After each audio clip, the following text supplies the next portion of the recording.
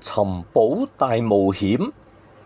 喺一個叫歡樂鎮嘅地方，住住3個好朋友，分別係聰明嘅小強、膽大嘅阿豪同埋細心嘅阿敏。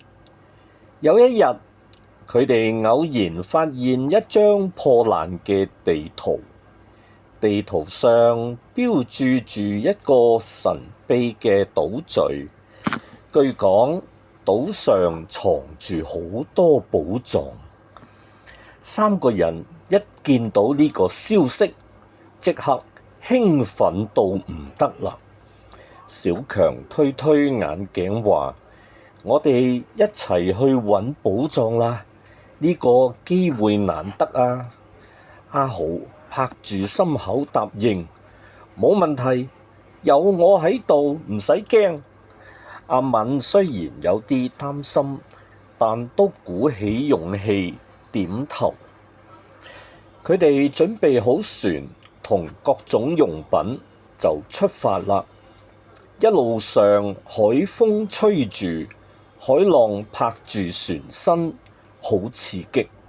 但去到一半，突然颳起大風，海面掀起好高嘅浪，船搖搖晃晃，好似隨時會翻艇。阿敏嚇到面色都青埋，阿豪就用力握住船舵，話：唔使驚，我哋一定可以嘅。小強就努力幫手穩住船身，3個人一齊努力，終於頂住咗風浪。經過幾日航行，終於去到寶藏島。個島上樹木參天，四周靜悄悄。佢哋跟住地圖行入森林，突然一條大蛇從樹上竄出嚟，張大嘴巴嚇到阿敏尖叫。小強好冷靜，佢發現大蛇隻眼有啲模糊，好似唔係好睇得清喎。於是就拉埋阿豪同阿敏慢慢向後退，冇發出太大嘅聲響。好彩大蛇都冇追過嚟。跟住佢哋又遇到一條好闊嘅河，河水好急。阿豪話：我哋游過去啦。但小強就覺得唔妥，佢周圍望下，發現唔遠處有啲藤條同石頭。3個人一齊用藤條將石頭綁起，整咗個簡單嘅竹筏，順利過咗河。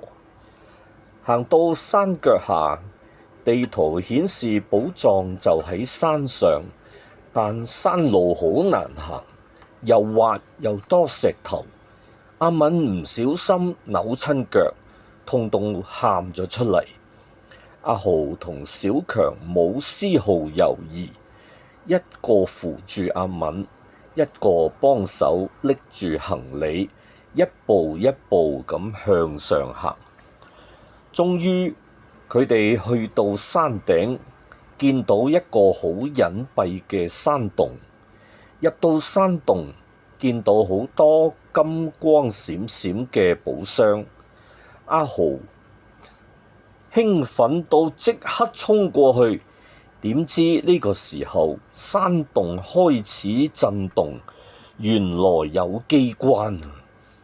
小強發現洞壁上有啲奇怪嘅符號，佢仔細研究，發現要按照一定嘅順序按下符號，機關先會停。小強同阿豪、阿敏講明要點做，3個人一齊配合，終於停咗機關。